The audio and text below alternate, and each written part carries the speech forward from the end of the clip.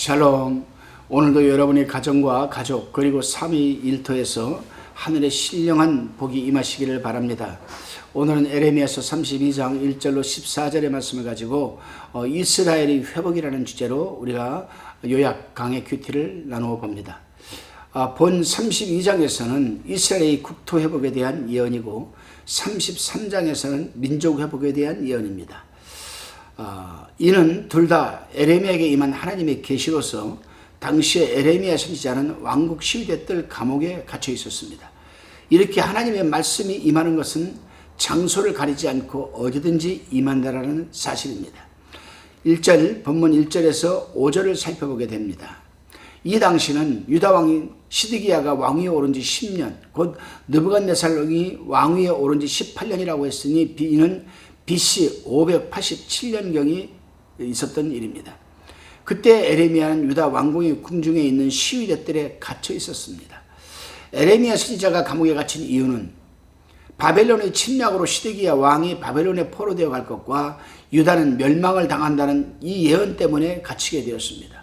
그러나 이것은 에레미야가 유다 민족을 미워해서 저주를 한 것이 아니었고 에레미야도 그런 예언하기를 원치 않았겠지만 하나님께 받은 사명이니 또 하나님께서 외치라 하시니 하나님의 말씀을 직언한 것뿐이었습니다. 에레미야서 20장 7절로 9절을 한번 읽어보시기 바랍니다. 그렇습니다, 여러분. 사명자는 오해와 시기 그리고 질투를 받을 수가 있습니다. 저도 얼마나 많은 여러분 오해와 시기와 질투를 받아왔고 지금도 받고 있습니다. 또 원치 않는 대적자도 생길 수가 있습니다. 그럼에도 사명자는 성령의 조명으로 읽고 듣고 받은 하나님의 말씀을 1.1획도 바꾸지 말고 그대로 전해야 하는 것입니다. 왜냐하면 하나님의 말씀이 증거되는 곳에는 반드시 그 말씀이 들어야 할 영혼이 존재하기 때문입니다. 그것이 바로 사명자가 해야 될 일입니다. 본문 6절로 15절까지를 또 다시 살펴봅니다. 7절에 보게 되면 기업물을 권리란 말이 나옵니다.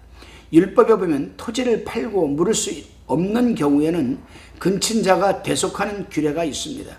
이러한 것들은 에레미야서 2장 24절 25절 32절 또 룻기서 3장 9절 4장 1절에서 6절에 잘 기록되어 있습니다.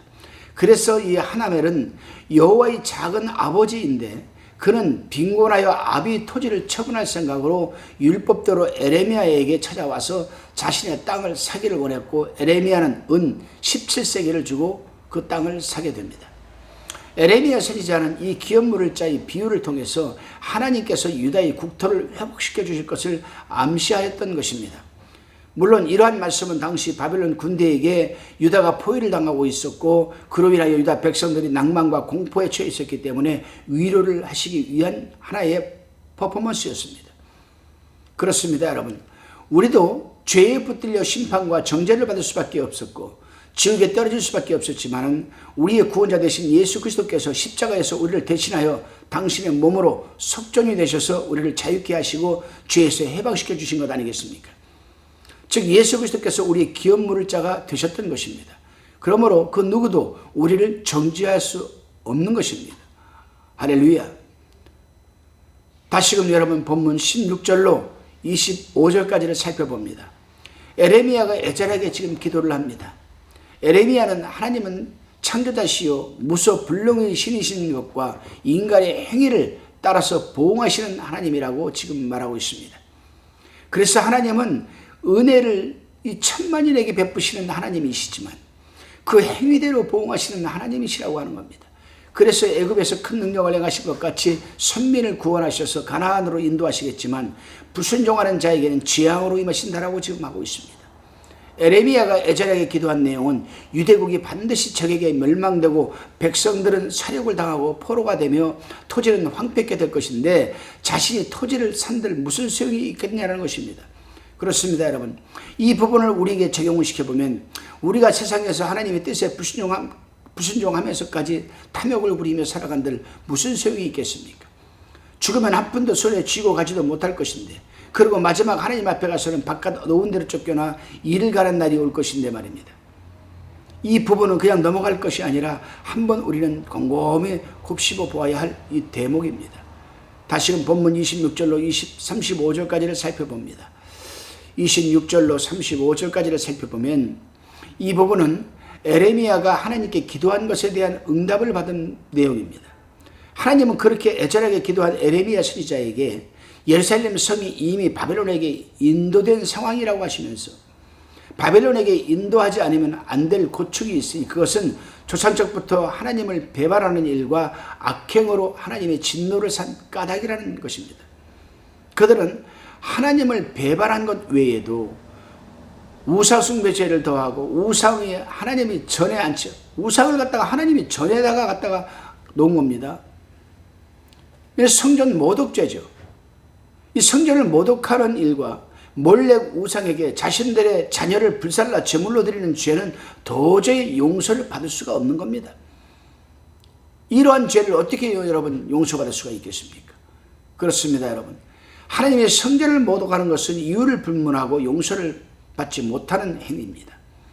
더군다나 하나님께서 자녀들을 주신 것은 두 가지 이유에서 아니겠습니까? 먼저는 세육하고 번성시켜 땅에 충만하라는 이유이고 창세기 1장 28절에 기록되어 있습니다.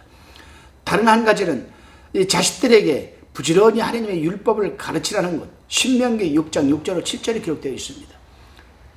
왜냐하면 우리가 하나님 품으로 가고 나면 우리 자녀들이 다시 그 자녀들에게 하나님을 전해야 하기 때문입니다. 그래서 자녀들을 우리에게 주시는 거예요.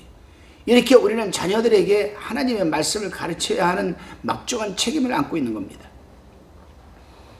그런 자녀들을 우상이 몰래에게 불러 태워 바치는 것은 더 이상 하나님이 필요 없다는 것 아니겠습니까? 용서를 받을 수가 있겠습니까? 절대로 용서를 받을 수가 없습니다. 이것은 도저히 용서받을 수 없는 행위를 할 수 있습니다. 그래서 하나님은 에레미야에게 그렇게 간절히 기도를 해도 하나님은 그 대가를 치러야 한다고 하는 것입니다. 우리는 우리 자녀들에게 부지런히 하나님의 말씀을 가르치고 있는지 한번 생각해 보시기를 바랍니다. 다시금 본문 36절로 44절까지를 살펴봅니다.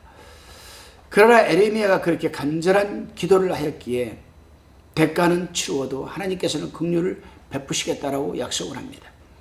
즉 백성들을 칼과 기근과 연병, 즉 연병은 전염병이죠. 이 연병으로 인하여 포로되었던 백성들에게 노와 분과 큰 분노로 그들을 쫓아보내었던 지방에서 그들을 모아서 회복시켜 줄 것인데 이는 정한 포로 생활이 되어야 가능하다는 것입니다. 70년이 지나야 가능하다는 거죠. 그때는 하나님의 심판하신 이전으로 회복하는 동시에 축복할 것을 즉 약속하는 겁니다. 그렇습니다, 여러분. 우리들은 여기에서 하나님이 자비로우시고 노하기를 더디하시는 하나님이심을 우리는 보게 됩니다. 그러나 한번 작정을 하시면 무섭도록 징계를 하시는 하나님인 것을 또한 우리는 깨달을 수 있습니다. 그러기에 우리가 죄를 짓고 불순종해도 하나님께서 아무런 반응이 없다고 해서 마냥 그 상태로 생활해서는 안 되는 것입니다.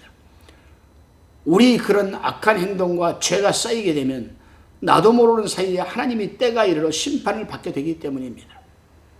우리 하나님은 질투하시는 하나님이라고 출애굽기 20장 5절에서 분명히 말씀하고 계시며 또 나홈서 1장 2절에서는 보복하시는 하나님이라고 하신 것을 우리는 잊지는 않을 겁니다. 기도하시겠습니다.